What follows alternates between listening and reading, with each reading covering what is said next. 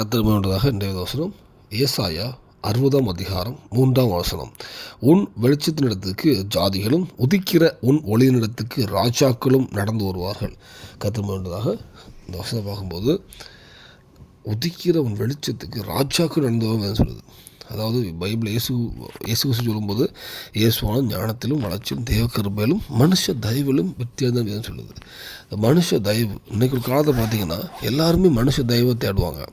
இப்போ ஒரு பெரிய ஒரு உதாரணத்துக்கு நம்ம ஊரில் எம்எல்ஏ எம்பி அரசியலில் இருந்தாலும் எல்லாவற்றுமே அவங்களோட சிநேகத்தை தேடுவாங்க. நமக்கு ஏதாவது பிரச்சனைனாலும் அவங்க ஹெல்ப் பண்ணி யூஸ் பண்ணிக்கலாம். இல்லை அவங்களுக்கு தெரியும்னு சொன்னால் அது அவங்களுக்கு ஒரு ஸ்டேட்டஸாக அப்படி நினைப்பாங்க. ஆனால் வேதனை சொல்லுதுன்னா உதிக்கிற உன் வெளிச்சத்துக்கு, அதாவது உதிக்கிற உன் ஒளிநடத்துக்கு ராஜாக்கள் நடந்துடுறாங்களாம். நீ உன்கிட்ட ஒரு வெளிச்சம் உதிக்குது, அதுக்கு நீ ராஜாக்கள் தேடி போக சொல்ல, ராஜாக்களே உன்னை தேடி வருவாங்களாம். அது வேதனை சொல்லுது.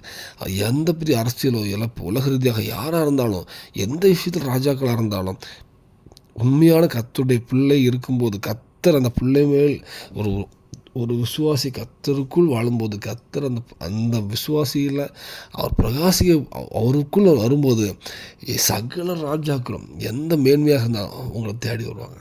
பூமியில் உள்ள உலக எம்எல்ஏ எம்பி எல்லாம் மனுஷ தயவு பெரிய பெரிய ஆள் சொல்லுவாங்க. எல்லாரும் உலக ரீதியாக மட்டும் உள்ள மக்கள் அவங்க தயவை தேடி போவாங்க.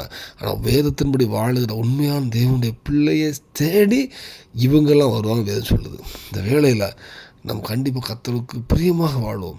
வேதத்தில் கர்த்தர் சொன்ன கற்பனை வாழ்வோம்.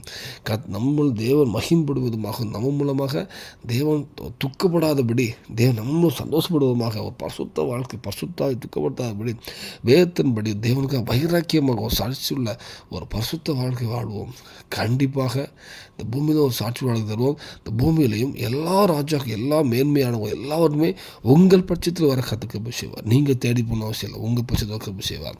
இந்த வேலையில் அர்ப்பணிப்பும் சீர்படுத்தும் எல்லாவற்றிலும் தேவன் எந்த வெக்கப்படுத்தி போகாதபடி எல்லா விஷயத்திலும் தலையை உயர்த்துவார், சாட்சியாக மாட்டுவார். அர்ப்பணிப்பும் தேவனுக்கு செய்வாராக. ஆமென்.